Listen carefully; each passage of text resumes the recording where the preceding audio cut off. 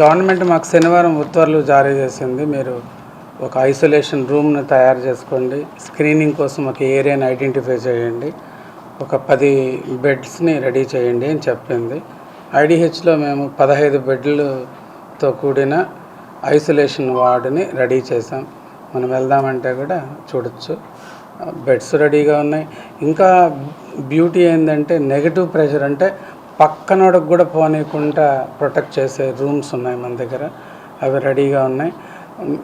సడన్గా 20 మంది వచ్చినా కూడా వాళ్ళకి కావాల్సిన కిట్స్ కావచ్చు, పర్సనల్ ప్రొటెక్షన్ ఎక్విప్మెంట్, అవన్నీ కూడా మినిమం 20 మందికి అన్నట్టుగా మేము రెడీగా ఉన్నాము. వచ్చిన తర్వాత మిగతా చూస్తాము. As per minister of health family welfare Shri Satyakumar Yadav గారు చెప్పినట్టు, డిఎంఈ గారు చెప్పినట్టు మేము రెడీగానే ఉన్నాం. దానికి నా టీం మెడిసిన్ కావచ్చు, మా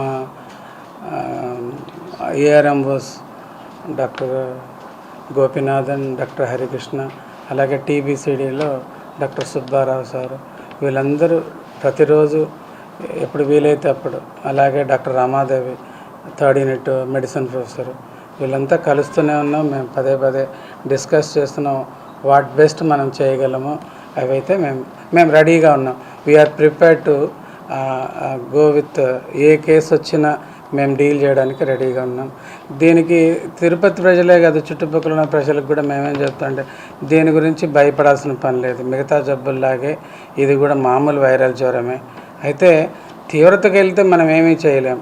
ముందుగానే ఐడెంటిఫై చేసి డాక్టర్ తులసి చెప్పినట్టుగా మనం కానీ మామూలు జ్వరం మందు, జలుబు మందు వాడుకుంటే, విటమిన్స్ కానీ తీసుకుంటే ఖచ్చితంగా మనకున్న ఇమ్యూనిటీ ద్వారా బాగా అవుతుంది. గాబరా పడాల్సిన పని లేదు. ఎబోలా వైరస్ అనేది మనం ముఖ్యమైనది ఫస్ట్ మనం తెలుసుకోవాల్సింది ఏమంటే, ఇప్పటి వరకు మనకు ఇంకా మన కంట్రీలో ఇవి రిపోర్ట్ చేయలేదు. అంటే మనమేమి దాని గురించి ఎక్కువగా టెన్షన్ ఆవేదన పడాల్సిన అవసరం లేదు. ఇది వేరే కంట్రీల్లో లైక్ ఇప్పుడున్న ప్రజెంట్ ఆఫ్రికాలో ఇట్లా వాటిలో ఇవి ఎక్కువ ఉంది. దీని గురించి తెలుసుకోవాలంటే ఇది ఒక వైరస్. మనం రీసెంట్గా 2019లో మనం కరోనా వైరస్ ఎట్లా కొత్తగా వచ్చిందో ఇది కూడా అలాంటిదే, అలాంటి లక్షణాలే ఉంటాయి, అదే విధంగా వస్తుంది, అదే విధంగా ఉంటుంది ఇది కూడా. కానీ ఇది ఎప్పటి నుంచో ఉన్న వైరస్. ఆఫ్రికాలో అట్లాంటి కంట్రీల్లో, అండర్ డెవలప్డ్ కంట్రీస్లో ఇది చాలా ఏళ్ళ నుంచి ఉంది, వస్తూ ఉంది, పోతుంది. ఈ మధ్యలో బాగా మన పరిశోధనలో బయటపడి మనం దాన్ని కరెక్ట్గా డయాగ్నోజ్ చేయగలుగుతున్నాం.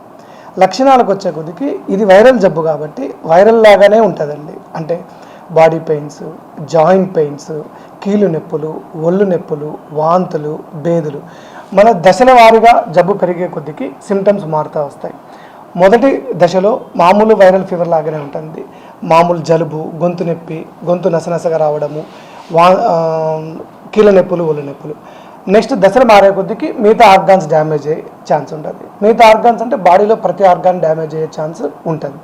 మనం మొదట్లోనే కొద్దిగా కానీ జాగ్రత్త పడి ట్రీట్మెంట్ కానీ అట్లా తీసుకున్నాము అంటే ఇది అంత ప్రాణాంతకరమైన జబ్బేమీ కాదు, వైరల్ ఫీవర్ లాగానే ప్రాబ్లం సాల్వ్ అయిపోతుంది.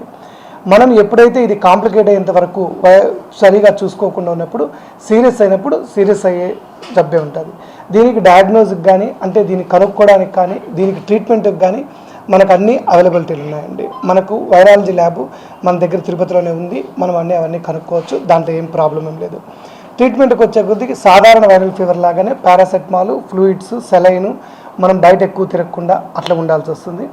స్పెసిఫిక్ ట్రీట్మెంట్కి వచ్చే కొద్దికి మోనోకోలన్ యాంటీబాడీస్ అని ఉన్నాయి, మనకు అది అవైలబిలిటీ ఉంది, గవర్నమెంట్లో ఉన్నాయి, మనకు అదేం పెద్ద ప్రాబ్లం ఏం లేదు, వస్తుంది. ఇంకా రెండో విషయానికి వచ్చే కొద్దికి మనము దీని గురించి ఏ విధంగా జాగ్రత్తలు తీసుకుంటుంది మన గవర్నమెంట్ హాస్పిటల్, మన సూపరింటెండెంట్ గారు, మనమంతా కలిసి ఎలా దీనికి ప్రిపేర్ అయి ఉన్నాము అంటే, ఆల్రెడీ మనము ఐసోలేషన్ వార్డు పెట్టేసి ఉన్నాము.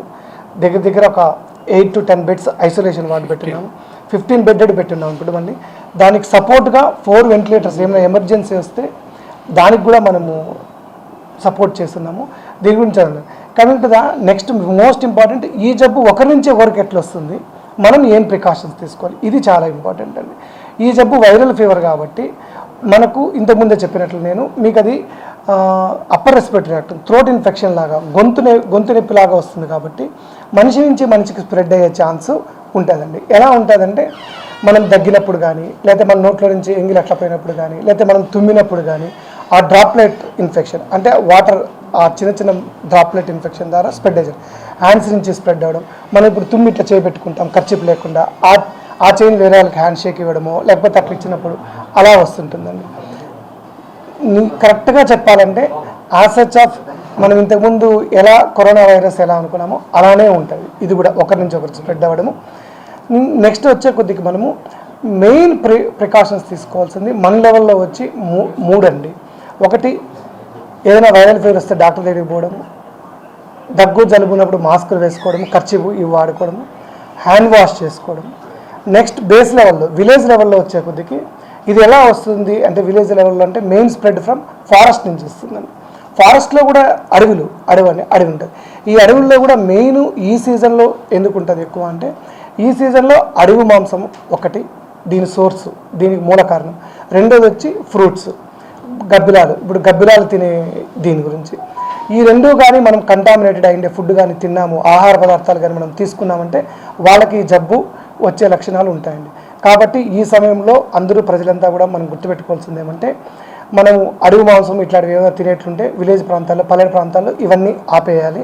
రెండోది, మనకు మామూలుగా హ్యాబిట్ ఉంటుంది, మన పిల్లలకి మనము మార్కెట్ అట్లా పోయినప్పుడు ఏదైనా జామకాయ ఏదైనా కాయ చూసామనుకోండి, ఇది చిలక కొట్టిందని అది కొట్టిందని తినిపిస్తుంటాం. ఇట్లాంటి తినిపించకూడదండి, అవి వెరీ డేంజర్. అవి చిలక కొట్టిందని మనకు తెలియదు కదా, ఈ గబ్బిలాలు ఇంకేదైనా కూడా కొరికింటాయి వాటిని. సో అట్లా ఫ్రూట్స్ ఏమైనా ఉంటే వాటిని అవాయిడ్ చేయాలి. ఈ రెండు మనం ప్రివెన్షన్ తీసుకోవాలి. ట్రీట్మెంట్ గురించి మనకు అన్ని సదుపాయాలు ఉన్నాయి. మనము SVR hospital we're prepared to face the Ebola virus.